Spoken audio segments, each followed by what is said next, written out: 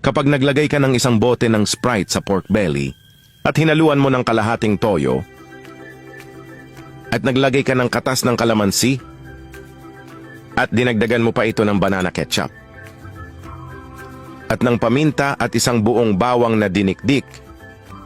Pagkatapos ay hinalo-halo mo para mas manuot ang lasa ng mga pampalasa at ibabad ito ng 2 oras o mas matagal pa.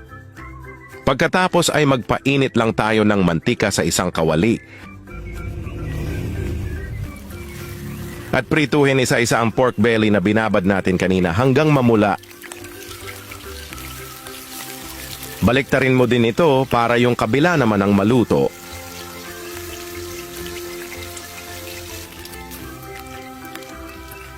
Pagkatapos ay hanguin at itabi muna ito.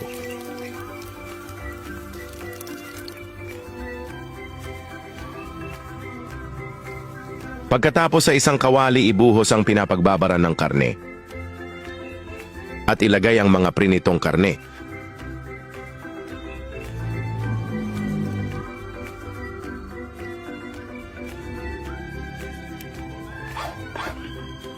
Pagkatapos ay takpan at lutuin hanggang lumambot.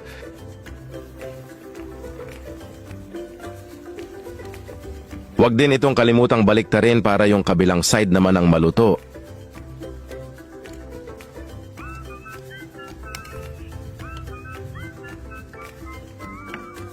Takpan ulit at lutuin hanggang matuyo ang sabaw.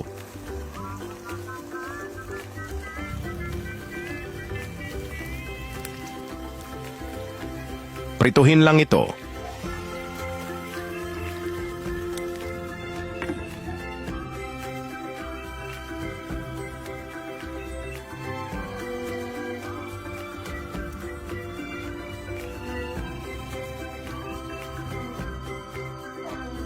At ganyan lang kadali, meron ka ng masarap na pork belly barbecue na masarap.